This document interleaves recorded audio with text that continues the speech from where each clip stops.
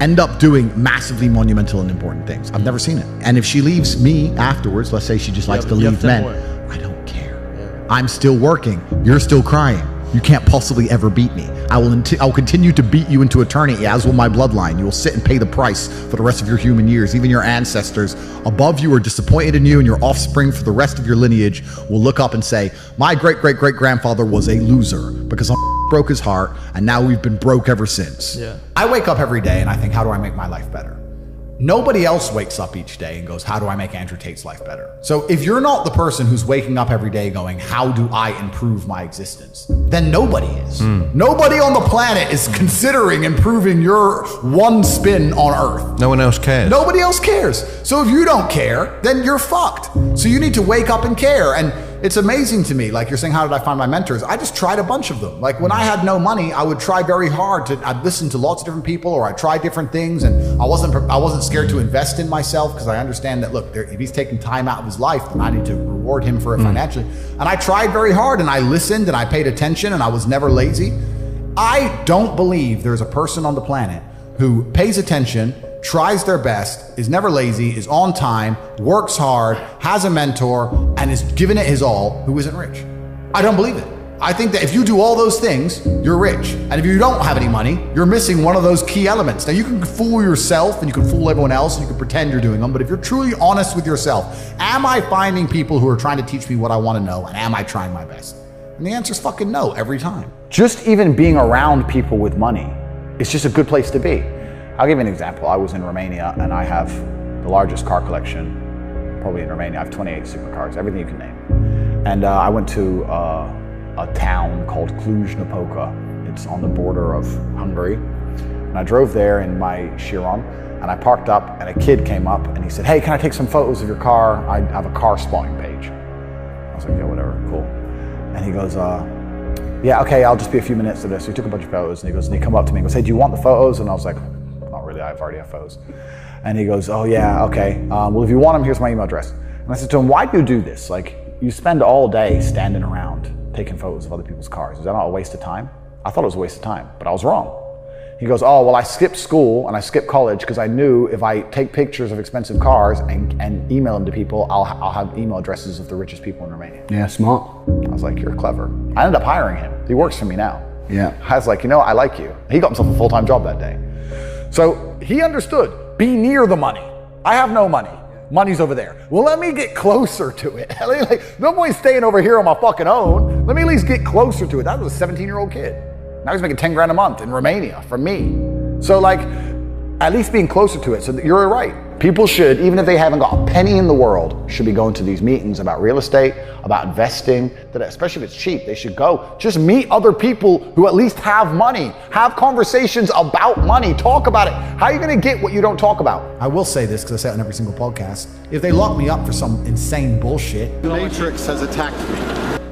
if I carry on the trajectory I'm carrying on, they're going to put me in jail because I'm too influential. For the people watching at home, they just need to sit and understand that the system does not make rules for the good of you. It makes rules for the good of the people who make the rules. And a lot of the life paths laid out to the average man at home today is not for their own good. It's only going to lead them to depression and misery. There's no evidence in my file because I've done nothing wrong. Everybody knows I'm innocent. This is a huge injustice the way we see it. They should not be detained at this point. There are not even charges filed against them. People are trying to set him up to look like he's something that he's not. They best get this guy, because if he comes out and he's free, oh my gosh. Can you imagine if he comes out and he's free, what his first life is going to be like? It could break the record. It'll be the talk of the world on how many people. It'll be banned in countries. It'll be feared, because if you go after a person like this, you better have proof to arrest them or get them. You don't go through somebody like this because they become a big figure and their message becomes bigger, specifically to the people that didn't listen to it before or hated it. They're going to say, why are you trying to silence this guy?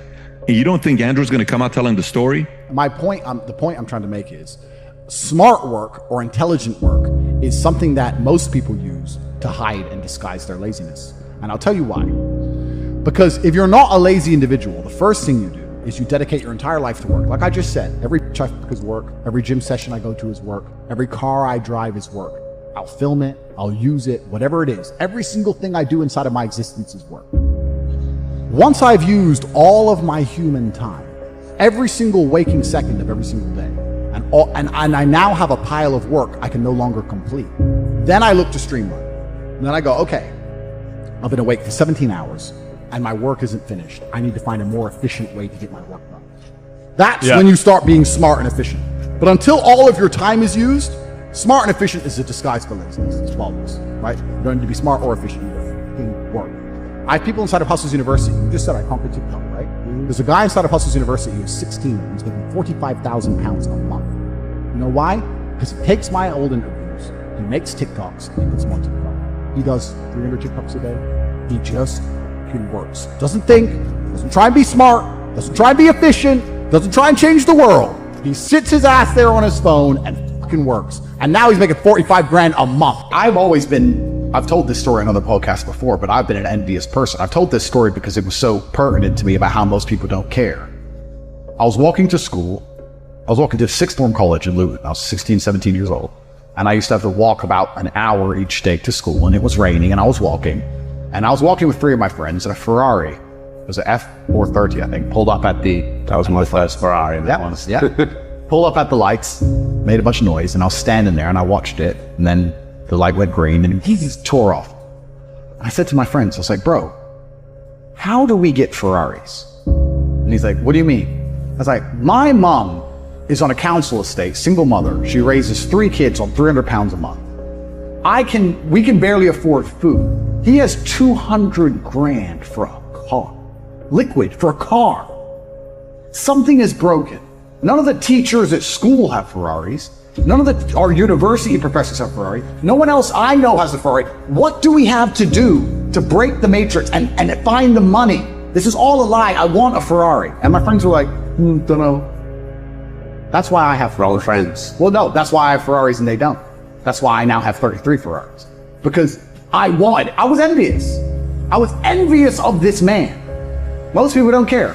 But you turned envy into learning how to figure it out. Well, I turned envy into anger, and anger is power. But what we have people doing now, because they don't believe in themselves, because the matrix has dampened their soul, when they feel envious, because they want to level the playing field, which is all envy is. Instead of trying to elevate themselves, they try and drag others down. So when people look at my life and they're envious of me, what they should say is, he's truly from the most humble possible socioeconomic beginning. He is a person of color from a council estate, a single mother household. He is the bracket of criminal. He's at the bottom, and he made it up to the highest echelons. He's on the phone with Elon Musk and his ability. He can do it, I can do it. What's the worst advice anyone's ever given you? It's a good question. I've seen a lot of bad advice on the internet. What's the worst advice anyone's ever given me personally? I never really listened to anybody. So it's hard for me to talk about advice because I never listened to it. The traditional path to wealth is terrible advice. To go to university, get a degree, get a job, blah, blah, blah. That's terrible advice. We already know that. We talked about that. I think follow your passion is also a terrible piece of advice. Yeah? Yeah. People say, hey man, you need to find what you're passionate about and do that. And what they're trying to say is only do what you like because you have no motivation to do anything else. And motivation in and of itself is a scam. I don't believe in motivation. I believe in discipline. I am not motivated to do the things I'm supposed to do every day. I don't wake up full of joy that I have to go to the gym or that I have to work or deal with crap. I don't feel motivated to do them. I'm disciplined. I do them regardless of how I feel. Whether I'm in the mood to do it or I'm not in the mood to do it, it gets done. That's discipline. Discipline's a real thing. Motivation is fleeting. Yeah. You're never going to be permanently motivated. So when someone comes along and says, oh, do what you're passionate about, what they're saying is you'll have endless motivation and then you'll be able to try hard. If you're the kind of person who can only try hard at something he enjoys, then you're going to fail. Because most things you enjoy don't pay any money. If they paid money, you wouldn't enjoy them.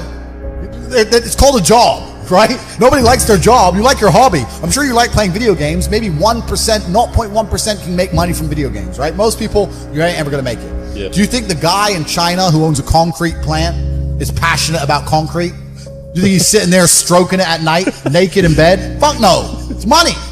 Be passionate about success. If you're passionate about money, then you can be passionate about anything. I'll be passionate about any business on earth that pays me. If you pay me $1 billion to dig that hole, I'll be very passionate about that hole.